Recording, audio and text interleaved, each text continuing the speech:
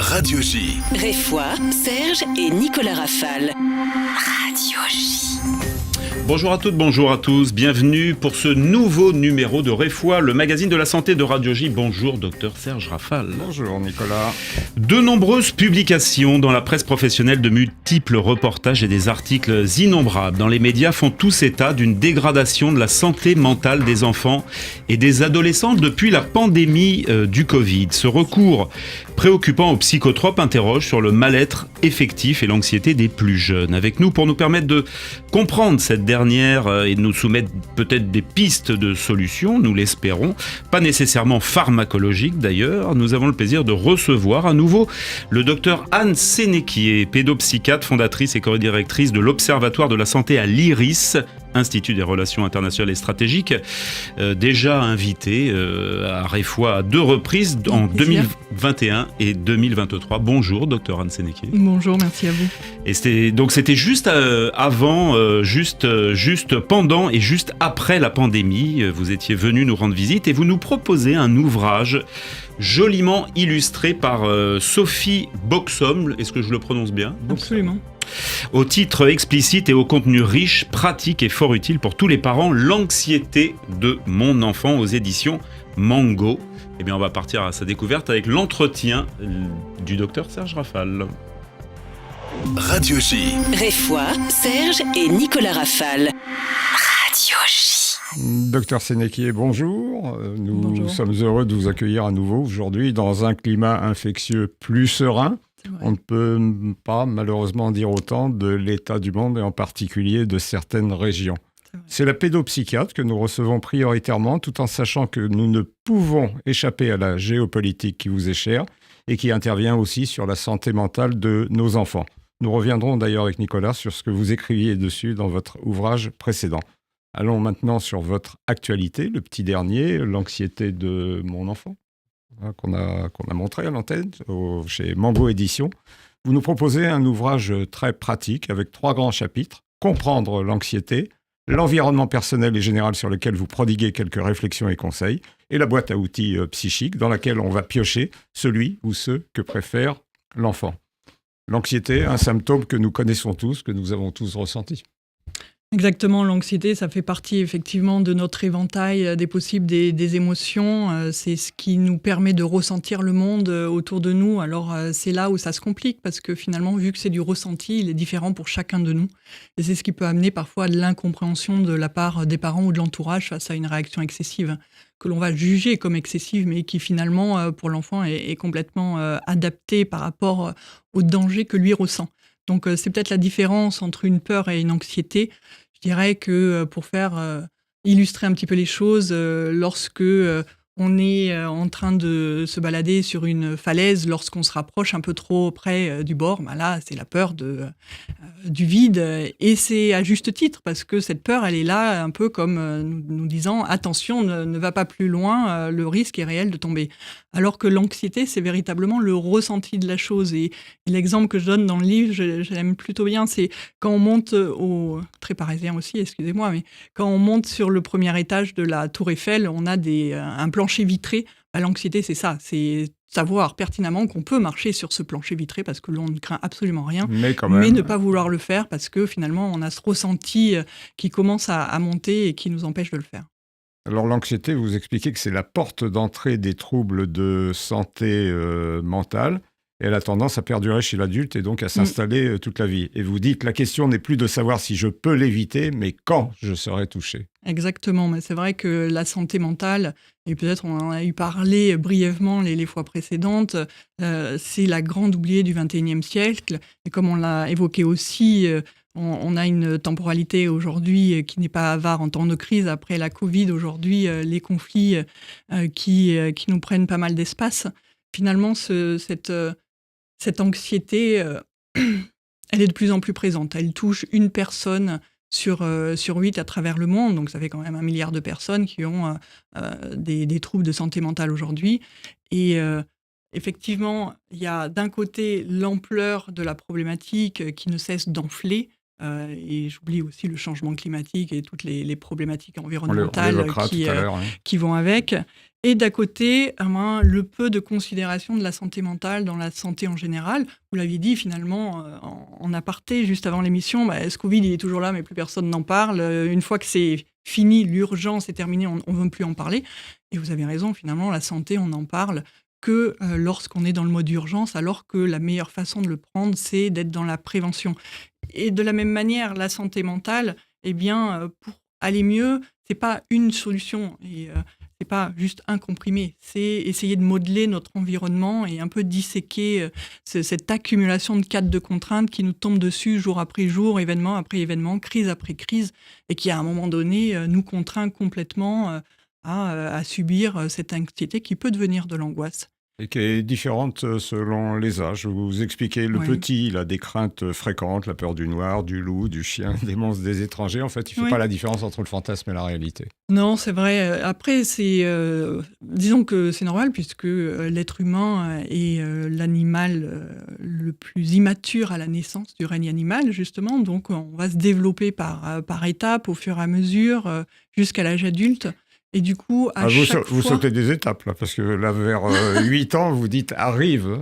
Très tôt, d'ailleurs, les questions existentielles avec les peurs d'accidents, d'animaux, des infos des médias. Effectivement. Et les enfants, généralement, quand ils sont anxieux, ils ne vont pas forcément le dire, mais il arrive qu'ils ne veulent pas aller chez les copains parce qu'ils ont peur que leurs parents aient un accident sur la route. La perte de ce qui est important pour eux, ils ont très conscience de ce qui est leur étayage et qui peut disparaître du jour au lendemain, notamment si dans l'histoire familiale ou dans l'histoire des amis proches ou dans l'environnement sociétal et géopolitique, on a cette possibilité de constater qu'effectivement on peut tout perdre du jour au lendemain. Chez certains enfants anxieux, oui, ça peut résonner très fort. Alors, on avait le tout petit, on avait 8 ans, vous dites à 11 ans, c'est l'estime de soi, et là, elle est basée sur la réussite à l'école, la réussite dans le sport. Et puis très vite, la peur d'échouer et l'anxiété de performance. Exactement. Et là, j'en veux un peu peut-être au système scolaire qui nous apprend à être très dans le mode de la compétition, de la compétence dès le début et de ne travailler la coopération que lorsqu'on commence à faire des serious games en post-bac dans les universités où on est censé apprendre que finalement on travaille mieux ensemble.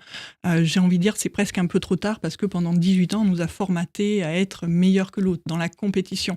Et ce mode de compétition qu'on retrouve aussi dans la pratique sportive finalement et de manière même encore plus importante, elle peut faire en sorte que mon estime de moi ne sera basée que sur le résultat de mes contrôles, sur le résultat de mes compétitions.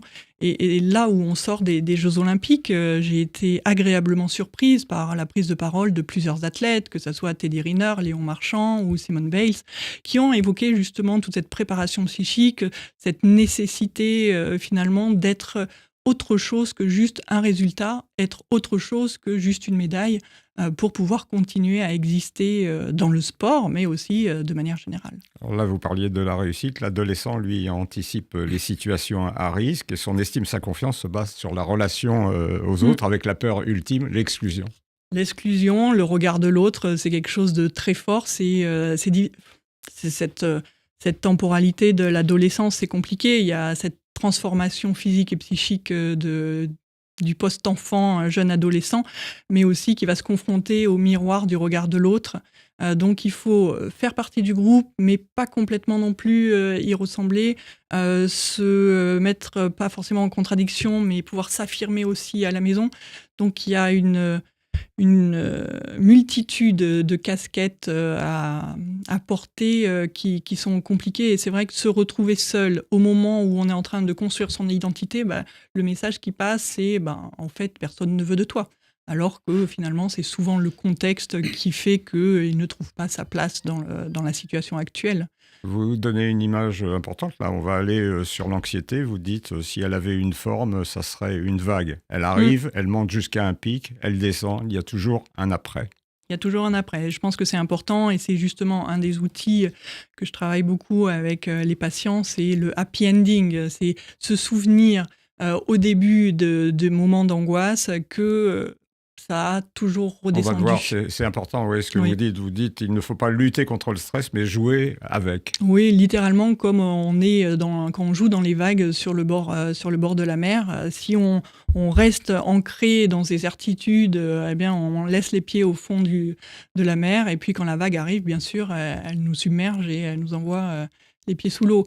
Donc, la tête sous l'eau, pardon. Alors que ce qu'on fait souvent, et ce que les enfants font de manière intuitive à la mer, c'est quand la vague arrive, ils sautent, ils sont portés par la vague pour justement maintenir un minimum la tête sous l'eau, au-dessus de l'eau. Ce qu'on doit faire dans les baïnes, mais beaucoup, Oui, en fait, ce que l'on essayent fait. de lutter et puis se noient. Exactement ce que l'on fait. Mais alors, c'est facile à dire tout ça, mais après, il y a tout plein de petits exercices et de mécanismes On va qui y permettent venir d'y tout à arriver. l'heure. Là, pour l'instant, je reste dans Très les bien. notions que vous apportez dans votre livre. Vous insistez sur l'énergie psychique. J'aimerais que vous nous expliquiez.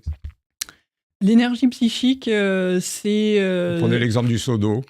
Oui, c'est effectivement un concept qui, de manière arbitraire, nous donne, par exemple, un niveau de 10 d'énergie psychique pour gérer la journée. Donc, on a 10. Quand on arrive devant notre feuille de contrôle de géographie, du coup, l'anxiété, elle monte jusqu'à 4 sur 10. Donc, en fait, il nous reste 6 pour aller jusqu'à 10 et pouvoir gérer le reste. Donc ça, c'est si on n'a pas d'anxiété du tout au départ. Maintenant, cette énergie psychique, c'est ce qui permet de faire face au quotidien, justement. Seulement, il arrive que parfois, elle soit complètement phagocytée par l'anxiété, le fond anxieux. On a une image qu'on utilise, docteur Sénéquier, c'est celle de la goutte d'eau qui fait déborder le vase. Et en fait, c'est évidemment pas la goutte d'eau qui est responsable, c'est le vase qui est plein. Exactement, et c'est souvent l'erreur que font les patients, qu'ils soient jeunes ou moins jeunes, parce que bon, là, ce livre s'appelle « L'anxiété de mon enfant », mais j'en parle à un moment dans le livre. Tous ces outils et cette analyse est très pertinente pour les adultes. Il n'y a pas d'âge pour apprendre à gérer son anxiété. Et effectivement, ce qui est nécessaire de constater, c'est tout ce fond anxieux, finalement. Toutes ces petites choses qui, au quotidien, quelque part, nous pourrissent la vie, qui font qu'on n'a plus d'espace pour gérer ce contrôle de géographie. Parce que c'est un contrôle de géographie, c'est pas la catastrophe non plus. Mais le fait qu'on dort mal, le fait qu'on soit stressé parce qu'à la maison, les parents sont dessus depuis 3 mois, le fait qu'on soit stressé parce que grand-mère est restée au pays où il y a la guerre, et ainsi de suite, fait que cette énergie psychique, elle est plus suffisante pour gérer ce contrôle de géo. Alors vous expliquez, en fait, il est surtout important, et vous l'avez dit tout à l'heure, il est important de savoir ce que l'on va ressentir, connaître le rythme de ces ressentis, ce qui permet de reprendre confiance en sa capacité de sortir de ce mauvais moment et de mieux le vivre. C'est vrai. Bon, en fait, tout l'objectif là est de se familiariser avec ce ressenti de l'anxiété, déjà de le comprendre, de pouvoir le détailler et ne plus en avoir peur, et ensuite justement pouvoir travailler à le Petit Prince, il va apprivoiser justement le renard. Là, pareil, on doit apprivoiser cette anxiété. Et d'ailleurs, dans le livre, je l'ai représenté en poulpe jaune, parce que dans mon cabinet médical, en fait, il y a un poulpe, une peluche géante que les enfants... Le petit poulpi qui vient s'accrocher à l'enfant. Exactement, le petit poulpi. Donc, j'aime bien cette image-là, parce qu'en fait, le poulpe, avec ses tentacules, il peut enserrer l'enfant et l'empêcher de faire les choses, parce que c'est exactement ça, l'anxiété. Une fois quand elle devient trop importante et qu'elle se transforme en attaque de panique, en fait, on est dans le blocage absolu. Oui, Donc, il doit apprendre à s'en débarrasser lorsqu'il devient collant, pénible. Exactement. Et ça ne doit pas l'empêcher de faire ce qu'il a à faire. Voilà. Alors, l'importance des mots, docteur Sénéquier, vous dites quand l'enfant vient et dit « je ne veux pas y aller, je suis fatigué », en fait, il explique quelque chose que nous, adultes, ne comprenons pas obligatoirement. C'est l'importance de la sémantique là, dans cette histoire d'anxiété, de manière générale, est très importante. C'est vrai que certains rapports nous disent ou nous alertent sur la diminution de la variabilité de notre vocabulaire au quotidien. Et malheureusement, c'est un petit peu vrai, ce qui fait que dans le quotidien, dans la façon de parler, les enfants n'arrivent pas à faire passer le bon message. Ils disent « je ne veux pas aller à l'école ». En fait, c'est pas qu'ils ne veulent pas aller à l'école. Vous dites « je ne peux pas ». Enfin, dans son esprit, c'est « je ne peux pas ». Parce que je ne peux pas y aller. Par les parents, souvent, c'est compris par « je ne veux pas y aller ». Et derrière, le risque d'un passage en force des parents, c'est ça ? Oui, c'est malheureusement parfois le cas avant de se rendre compte que ils sont rappelés à 9h13 pour venir le récupérer parce qu'il est en crise d'angoisse dans la classe et ainsi de suite. Donc la répétition de ce schéma de fonctionnement. Et c'est là où c'est compliqué parce que pour les parents, ils ne comprennent pas. Et sans mauvaise intention, ils l'ont envoyé à l'école. C'est pas par malveillance ou quoi que ce soit, mais finalement, ils comprennent pas. Et c'est un petit peu la problématique de la santé mentale, c'est que le patient va ressentir sa problématique et l'environnement ne va pas le comprendre. Donc là, dans la sémantique, en apprenant finalement par le biais du jeu, dans le quotidien, de nouveaux mots, des synonymes pour parler de la peur, pour parler de la joie, pour parler de ceci. On va donner plus d'outils à l'enfant pour ressentir, parler, verbaliser son ressenti et être complètement en capacité. Et je prenais je crois que je l'ai mis dans le livre, mais un enfant qui dit « Ah, j'ai peur du noir ». On va dire « Oui, bon, peur du noir, tous les enfants ont peur du noir, c'est pas la catastrophe ».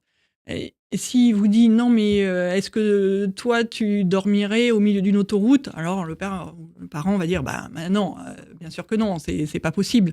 Eh bien oui, pour moi là aussi ça n'est pas possible. Je pense que il faut donner la capacité aux enfants de pouvoir expliquer ce qu'ils ressentent véritablement. Mais après malheureusement ça implique aussi une écoute attentive familiale, ce qui n'est malheureusement pas toujours possible ou faisable. Vous expliquez, il est quand même dans un cadre de contrainte et il ne choisit pas grand-chose. Vous dites peut-être son dessert ou une activité périscolaire. Et en fait, ce « je ne choisis rien » nourrit un désir d'autonomie et d'indépendance. C'est vrai. Je le raccroche un petit peu à la façon dont on présente l'âge adulte et l'âge enfant. On dit souvent aux enfants, là, de toute façon, tu n'as rien à faire, il n'y a que tes devoirs à t'occuper. Quand tu seras grand, il faudra faire ceci, il faudra faire cela. Et d'ailleurs, il faut que tu travailles aujourd'hui parce qu'il faut que tu aies un bon métier plus tard. Donc en fait, là, de leur ressenti au niveau des enfants, de toute façon, l'âge adulte n'arrive jamais parce que ça fait 8, 15, 18 ans qu'on en parle et c'est toujours pas là. Et de l'autre côté, ce que l'on nous a présenté pour l'après n'est pas très réjouissant. Donc, il va falloir un petit peu revoir notre copie dans la façon de voir les choses. C'est vrai que quand on est enfant, on ne choisit pas grand-chose. Et ça peut être aussi important d'en parler pour dire que finalement, ce qui l'amène vers l'âge adulte, c'est aussi plus de liberté, des contraintes, c'est vrai, mais des contraintes qui émaneront de ses choix par ailleurs. Donc, il faut donner quand même une perspective réjouissante, ou en tous les cas optimiste à ses enfants, parce que sinon, ils n'ont plus vraiment envie de grandir, et c'est une tendance que l'on constate de plus en plus dans les cabinets. Une notion qui m'a amusé, qui m'a surpris, qui m'a intéressé, c'est à propos de l'école. Vous dites, en fait, le tout petit n'a pas la notion du temps. Et il est capable de poser la question, est-ce qu'on vient me chercher ce soir ? Et derrière s'installe l'angoisse de l'abandon. Et vous dites, il ne faut pas raisonner en termes de temps, il faut raisonner en termes d'activité. Mais de temps en temps, il peut être, lui, perturbé par exemple, la sieste à l'école. J'ai trouvé que c'était tout à fait démonstratif. C'est vrai, alors c'est surtout présent chez les petites sections ou à la crèche. En fait, souvent, les parents arrivent à dire « Ah, je viens le chercher à 18h » et ils considèrent qu'ils en ont parlé à son enfant. Du coup, 18h, ça ne veut absolument rien dire. Et pareil, ce soir, dans les premières notions du temps, ce soir, c'est avant le dodo. Sauf qu'à un moment donné, je fais dodo à la crèche. Donc, en fait, je dors à la crèche. Il ne sait plus. Il ne sait plus. Et on peut voir justement des enfants comme ça à la crèche qui ne quittent pas des yeux la porte. Parce qu'ils veulent vérifier, ils sont dans l'attente perpétuelle que leurs parents reviennent les chercher. Parce que malgré tout, ce fantasme de l'abandon, il est intrinsèque un peu en chacun de nous. Ce qui... nous fait parfois questionner les parents ou justement les titiller, voir un peu jusqu'où ils peuvent tenir. Donc c'est pour ça que là encore, on est dans la sémantique et dans la façon de communiquer. Et ce que je conseille aux parents qui ont des tout petits comme ça, où ils sentent bien qu'ils sont dans cette angoisse de séparation, c'est en fonction de l'âge, bien sûr, et si on est en dessous de 5 ans, de faire un petit planning avec des dessins sur les activités. Dire à l'enfant, écoute, tu vas faire la sieste, après tu as le goûter, et je viens après le goûter, c'est clair en fait, il n'y a pas de question pour lui. Il sait quand vous reviendra, quand vous reviendrez. Et du coup, il a la capacité d'aller jouer avec les autres enfants. Et rappelons que le jeu, c'est l'apprentissage. Donc, ça ne peut être que bénéfique. Et il sera toujours ravi de vous retrouver après le goûter comme c'était prévu. Fonction du fait que ce soit la famille nucléaire, que ce soit une famille recomposée, que ce soit une famille élargie. Pas de problème pour les différents types de familles, pour la famille et ses variantes. La problématique des familles, c'est la façon dont on leur en parle et si en tant qu'adulte c'est considéré comme sans problème, ça sera considéré comme sans problème pour les enfants. Si après on fait comprendre à l'enfant que sa famille est problématique, que ça soit en parlant à d'autres alors qu'il est présent ou en s'interdisant certaines choses parce que on n'est pas une famille comme les autres, eh bien automatiquement ça va rejaillir sur l'enfant et lui va automatiquement avoir cette, je sais pas si c'est une honte ou une gêne, mais en tous les cas, il va bien constater qu'il y a une problématique. Aujourd'hui, on a la chance en France, alors je ne vais pas le dire de manière générale parce qu'on aura toujours des situations compliquées, mais de pouvoir avoir finalement la famille que l'on souhaite sans que ça soit un problème dans le regard de l'autre. Il faut arriver à surpasser ça pour que son enfant puisse grandir au sein de sa normalité. En fait, ça sera sa normalité à lui et c'est ça qu'il faut prendre en compte. Alors, il y a une boîte à outils, hein, il y a une 10, 11 outils. Peut-être, on va dire un mot. J'ai beaucoup aimé l'outil ACARA. C'est un acronyme. Ça résume, je pense, votre démarche. Oui, on est un petit peu dans l'illustration de la vague, ce que vous évoquiez tout à l'heure. C'est un des outils qu'il va falloir utiliser en millefeuille avec les autres. Le ACARA, c'est l'acronyme où, de manière temporelle, on va d'abord commencer par accepter l'anxiété, ce qu'on évoquait tout à l'heure, c'est-à-dire apprivoiser. Ça, c'est vraiment très, très, très important. C'est important parce que finalement, vous passez du statut de « je subis l'anxiété, donc je suis victime » à « je choisis de ne pas lutter ». Et quand vous évoquiez tout à l'heure l'énergie psychique, en fait, cette énergie psychique, elle est là pour gérer le quotidien. Sauf que si je lutte contre l'anxiété, cette fameuse vague qui m'arrive dessus, on a tous constaté sur le bord de la plage qu'on n'arrête pas une vague qui arrive, eh bien, nous n'avons pas la possibilité physique et physiologique d'arrêter une vague de stress. Donc la seule chose que l'on peut faire, c'est l'accepter pour ne pas subir finalement le craquage qu'il y a souvent derrière. Parce que si on lutte contre ça, c'est vraiment véritablement ancrer les pieds au sol, comme on dit tout à l'heure. On va se retrouver la tête sous l'eau à coup sûr.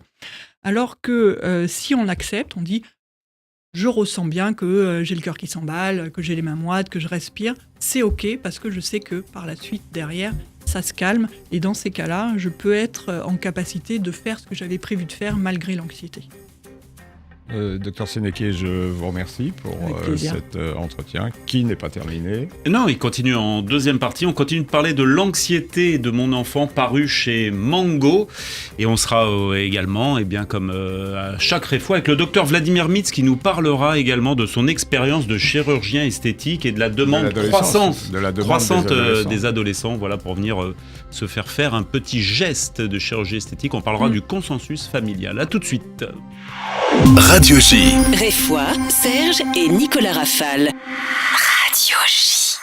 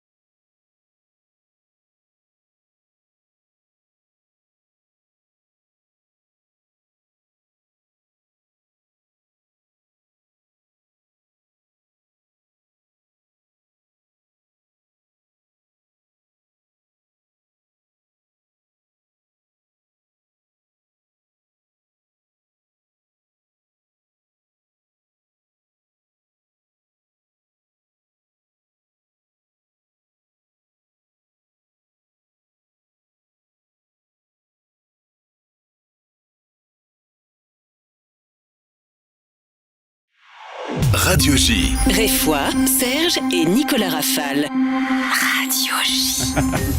Et ça parle hors antenne, c'est pas possible. L'anxiété de mon enfant chez Mango. Le docteur Anne Sénéquier, pédopsychiatre, est avec nous.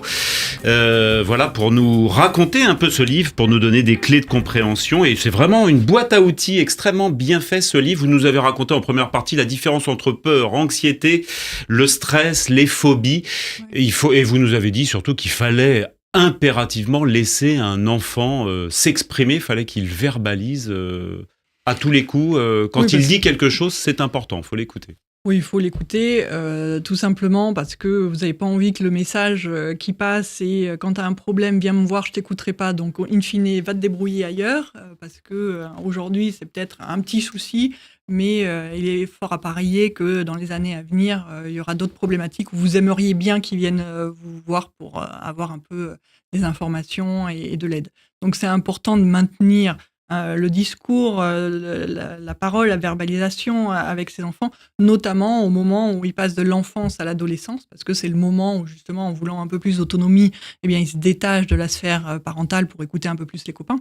Mais c'est aussi le moment où on a toutes ces problématiques de l'image du corps, la dépression, les essais X variés de différentes substances. Donc, je pense qu'en tant que parent, on a bien sûr l'envie de pouvoir prodiguer des conseils sans pour autant faire office de tata morale. Vous les donnez dans votre ouvrage. On n'a pas parlé tout à l'heure du harcèlement, on n'a pas parlé des écrans qui jouent maintenant un rôle considérable dans la vie des enfants. Très important. Alors, les écrans, c'est un outil à la base, et on y trouve des conseils vraiment très bien, mais on y trouve aussi des aberrations.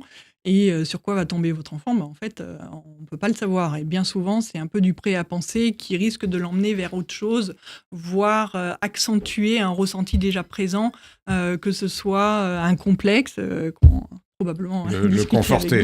Oui, l'accentuer, parce que parfois, on peut avoir l'impression « Ah, mais j'aime pas ceci, j'aime pas cela. Est-ce que c'est véridique ? Est-ce que c'est objectif ? Ou est-ce que c'est du ressenti ?» Et on évoquait tout à l'heure que l'anxiété, c'est surtout du ressenti. Donc, on peut avoir un complexe sur un truc qui n'est absolument pas problématique.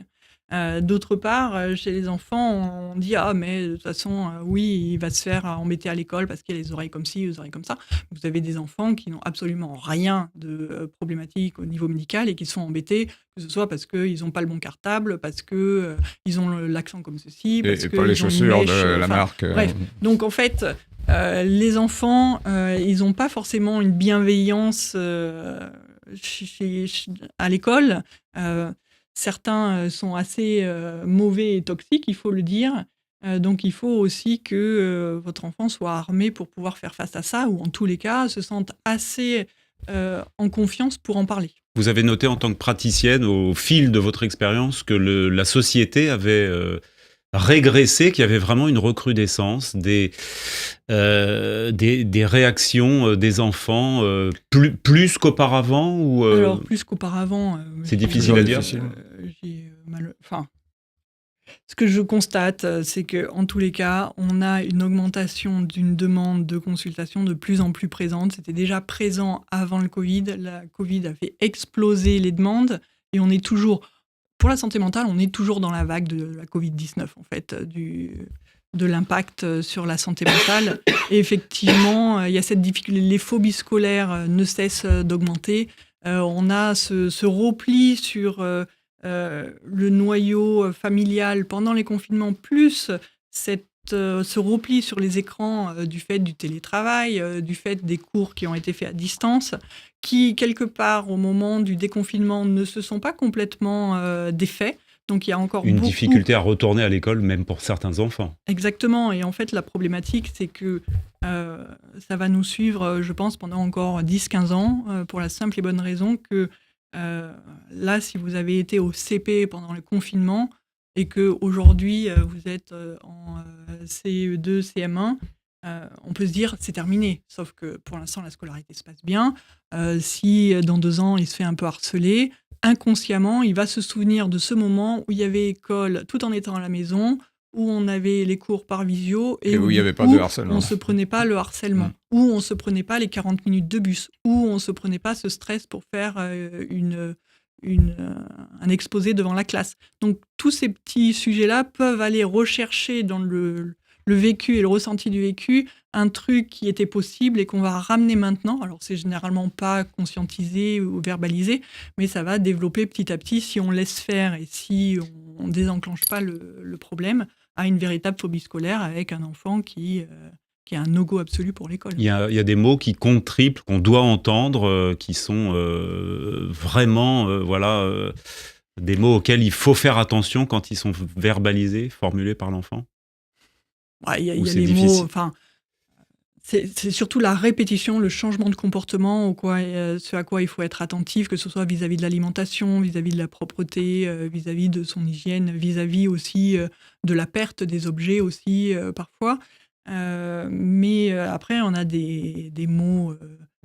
Vous dites que les parents ne doivent pas être pris en flagrant délit de mensonge parce qu'il va y avoir une perte de confiance après de l'enfant. Oui, en fait, il vaut mieux dire « je ne sais pas ». Pour l'instant, si tu veux, je vais chercher. Quand j'ai une solution, on en reparle. Ou je vais me renseigner et de la même façon, on en parle. Et puis après, il y a aussi des réponses où il n'y a pas de solution. Et c'est OK de pouvoir dire, cette question-là, pour l'instant, on n'a pas de réponse. On essaye de trouver un truc qui se rapproche de près ou de loin d'une réponse, mais pour l'instant, on n'en a pas. Et c'est mieux de la part de l'enfant de pouvoir entendre dire oui, ça n'est pas une réponse claire et sûre, mais malgré tout, j'ai lancé une problématique et on cherche ensemble. Parce qu'ils discutent à la récré, et puis, que ça soit du CP jusqu'au lycée.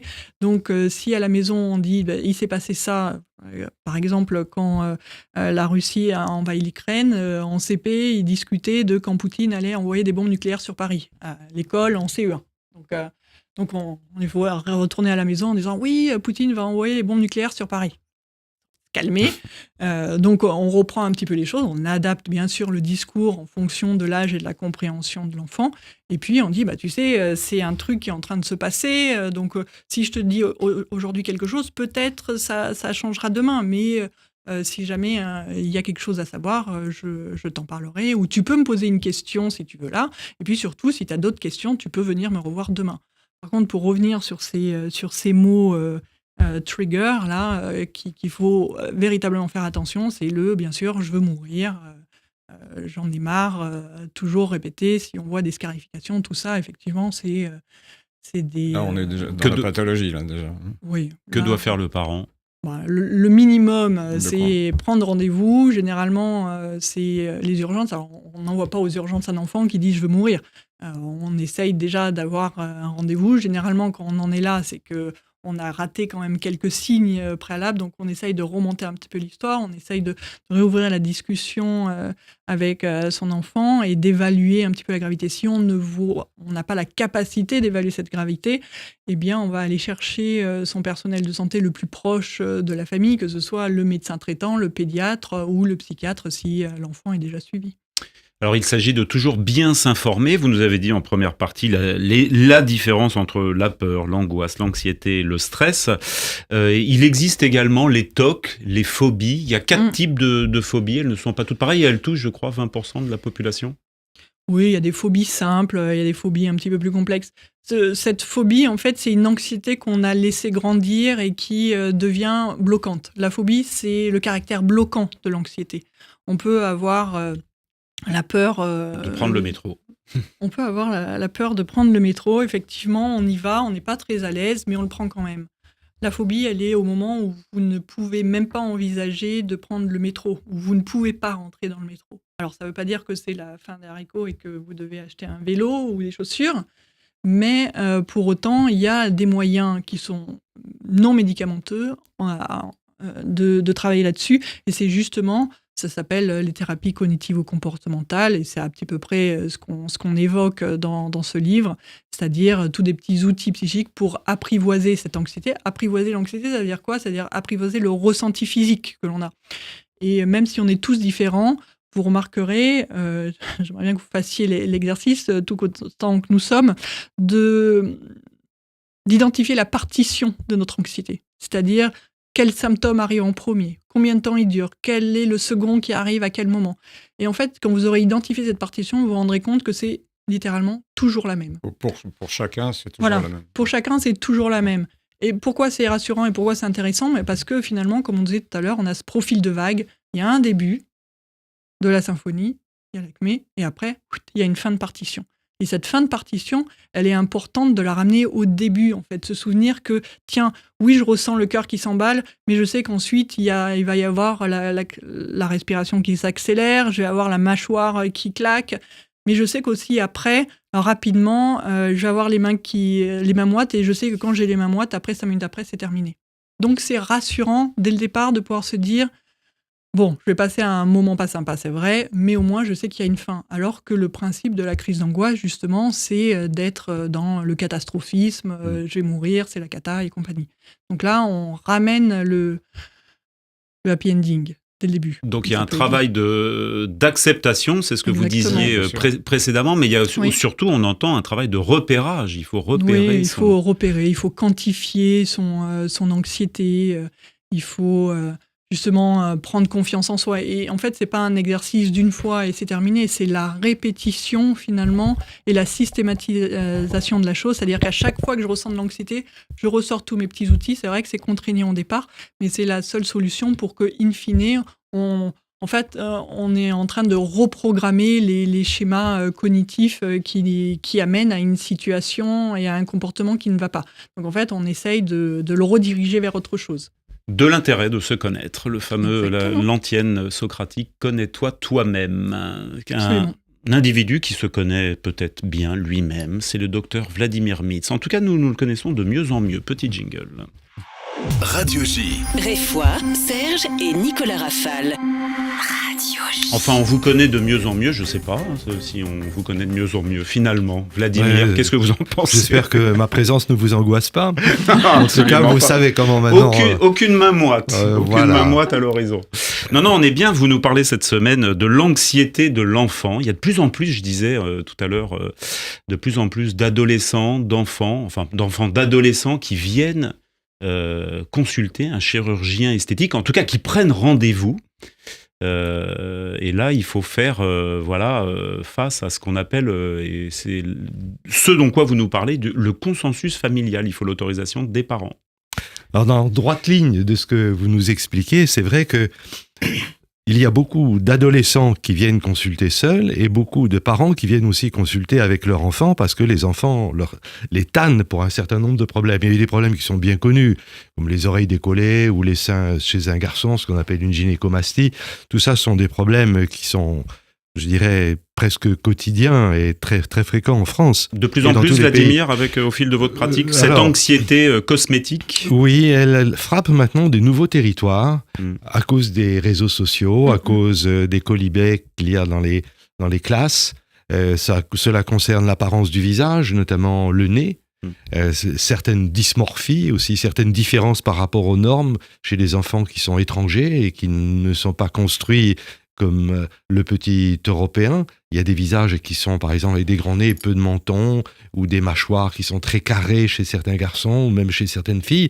C'est parce que c'est comme ça dans les races dont ils viennent, et ils sont racisés en quelque sorte, ils sont donc considérés comme étranges, et ils peuvent être sujets à des colibets. Et puis il y a des demandes complètement différentes qui apparaissent, qui concernent par exemple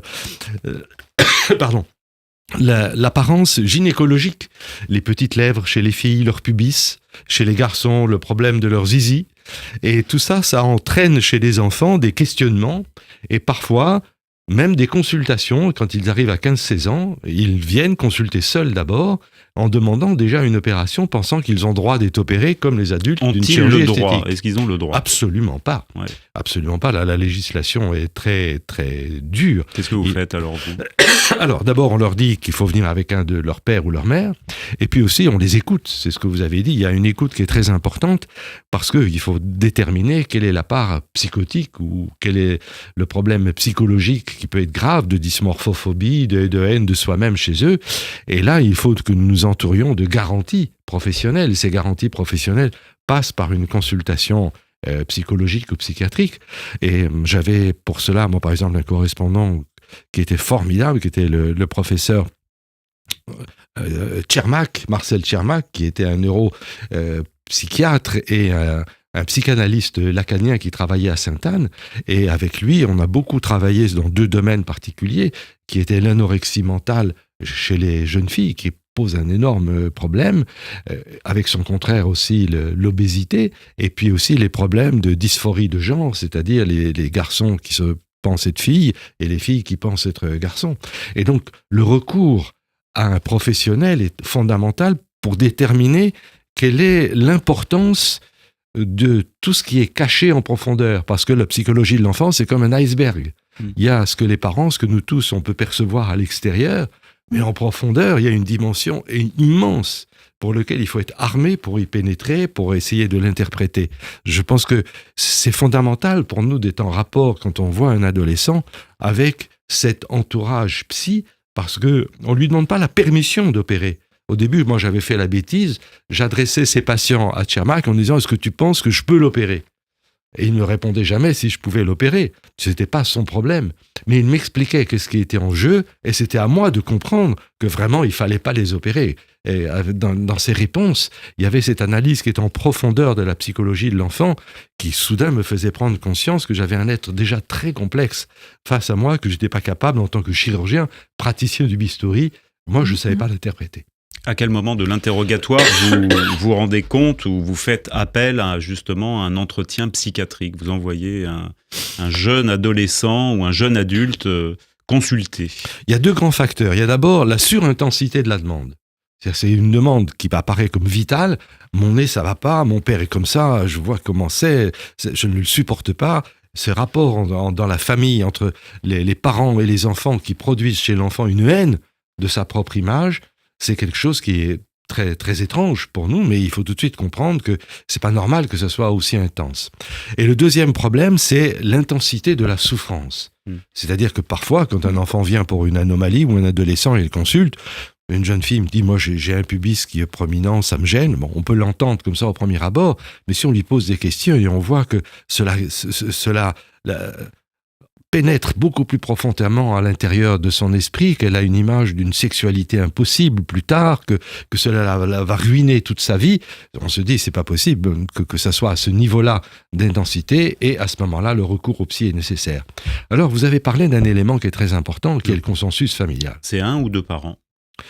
Alors, 2 parents, parfois, c'est difficile parce que les parents sont séparés. Quand ils sont séparés, alors c'est au moins 1. Le plus souvent, la maman vient. Et d'abord, souvent, la maman, elle est étonnée. Elle a pris conscience qu'il y a quelque chose qui ne va pas chez son enfant, mais elle ne pense pas que c'est à ce point-là. Et donc, c'est à nous, en fait, d'informer la maman de l'intensité de la souffrance de son enfant, qu'elle n'a pas mesurée. Quand c'est le père qui vient, alors le père, il est toujours réticent. Pour lui, son enfant, c'est le plus beau du monde, il est parfait, on n'y touche pas, je ne vois pas pourquoi je suis là, vous comprenez? Non, c'est quoi ça? C'est complètement délirant, vous pensez opérer mon enfant? Il y a vraiment, chez l'homme, le mâle, le père, il y a au départ une résistance absolue. Donc c'est à nous aussi d'expliquer au père l'intensité de la souffrance et qu'est-ce que ça peut être comme avenir pour son enfant, parce que parfois certaines opérations ne sont pas imbéciles. Et parfois le traitement n'est pas chirurgical. Et parfois le traitement n'est pas chirurgical, il peut s'agir d'un traitement hormonal ou d'un traitement psy. Et là aussi, le fait que les parents acceptent que l'enfant consulte un psy, c'est pour nous une victoire. Déjà ça, c'est une victoire parce que c'est très difficile. Je ne sais pas ce que vous en pensez. Oui, je suis complètement d'accord. Et on retrouve un petit peu cette problématique avec les 2 parents. C'est souvent effectivement la maman qui vient et ensuite, faut convaincre le papa de faire bouger les choses à la maison. C'est un petit peu dommage. Après, ça, encore une fois, pas mettre des généralités, mais c'est vrai que arriver chez le psy, c'est déjà avoir traversé quelques tabous qui sont malgré tout encore présents. Une stigmatisation de la chose. C'est-à-dire, ah mais je suis donc parent défaillant si mon enfant a besoin d'un psy. Donc ça, c'est pas vrai du tout. On n'est là pas forcément que pour la grande psychiatrie, mais aussi pour essayer de lisser un petit peu le quotidien et le rendre plus simple. Donc il faut véritablement aborder les choses sous cet angle-là. Vous écriviez dans Géopolitique de la santé, c'était votre ouvrage précédent, la santé mentale est la grande oubliée des politiques de santé publique. Pareil aussi, là, quand on voit des jeunes en souffrance, les oreilles décollées, un nez trop grand, ça aussi, ça fait partie d'une mentalité, d'une dérive du mental, en tout cas, chez les adolescents. Alors, plusieurs choses. Je dirais que tout ça vient de notre capacité à notre tendance, je dirais, à voir les problématiques de manière verticale. La santé mentale, elle n'a jamais été mise au goût du jour parce qu'il y avait toujours des urgences plus importantes, et notamment en termes de santé. Il y a eu l'arrivée des antibiotiques, l'arrivée de la vaccination qui nous a fait gagner une espérance de vie incroyable à la fin du siècle dernier. Donc finalement, ça marchait vite et bien, c'était pas une problématique. La santé mentale, c'est beaucoup plus complexe. On a peu de médicaments. Quand on a des médicaments, ça veut pas dire forcément que ça va fonctionner. Et puis, on n'avait pas eu vraiment de véritable crise. Maintenant, au XXIe siècle... on a peu de personnel médical, on a peu de psychiatres. Vous savez combien il y a de pédopsychiatres en France ? 720, dont à peu près 60% ont plus de 65 ans. Donc je vous laisse imaginer ce que ça va faire dans 10-15 ans. Donc on a cette problématique-là. Et le gouvernement nous a dit « Ah, mais on a ouvert des postes de psy », sauf qu'ils ne sont pas pris. Pourquoi ? Parce que justement, je suis désolée, mais la psychiatrie, dans les études, c'est encore une fois stigmatisé. Et on revient là pour est-ce qu'on voit plus d'enfants qui ont les oreilles décollées ou quoi ? Non, ça a toujours été le cas. Et effectivement, par contre, il y a deux choses qui ont changé. Un, les réseaux sociaux, c'est-à-dire véritablement une vitrine de soi-même, où il faut montrer que ce qui marche, ce qui fonctionne, ce qui est successful. Et d'autre part, toujours via les écrans, l'accès aux vidéos pornographiques de plus en plus jeunes. Et je suis désolée, mais quand à 14 ans, un enfant vous dit « Ah, mais mon pubis, il est comme ceci, mes lèvres, elles sont comme cela », c'est qu'à un moment donné, il y a un référentiel. Et le référentiel, à 11 ans, je suis désolée, mais si ce n'est les frères et sœurs, et qu'effectivement, il y a une problématique qui est connue par la famille, mais si ça vient comme ça, comme un cheveu sur la soupe, c'est qu'à un moment donné, il y a un accès aux vidéos pornographiques qui ne sont pas du tout adaptées parce que... ça va donner une image de la sexualité pornographique et qui n'est pas du tout la réalité. Et ça, aujourd'hui, c'est encore un travail à faire et qui est loin d'être abouti pour protéger les enfants de ça, pour protéger les filles de justement la soumission sexuelle, pour protéger les garçons de ce sentiment de nécessaire puissance sexuelle et qui amène véritablement à une société où l'égalité homme-femme ne peut pas être atteinte dans ce contexte-là. Donc il faut aujourd'hui véritablement dérouler tout le continuum espace-temps de la problématique, de l'image de soi, et ça passe aussi par des trucs aussi... loin du sujet de la santé que de la législation vis-à-vis des réseaux sociaux, vis-à-vis des vidéos X. Dernière question, malheureusement le temps file décidément trop vite, mais on pouvait pas, on continue bien sûr, de parler de l'anxiété de mon enfant, mais juste une dernière question, c'était sur la Covid, puisque on vous a aujourd'hui, et c'est un plaisir, vous qui travaillez à l'Institut des relations internationales et stratégiques, l'IRIS, c'est quoi les leçons qu'on tire de cette crise de la Covid ? Vous disiez la dernière fois, il y a une fracture nord-sud très nette, très très claire. C'est vrai, et on l'a retrouvé finalement au Conseil de sécurité au moment où arrive l'arrivée de la Russie sur le territoire ukrainien, sur la question du Moyen-Orient. Cette fracture nord-sud aujourd'hui, elle est de plus en plus présente, peu importe la thématique.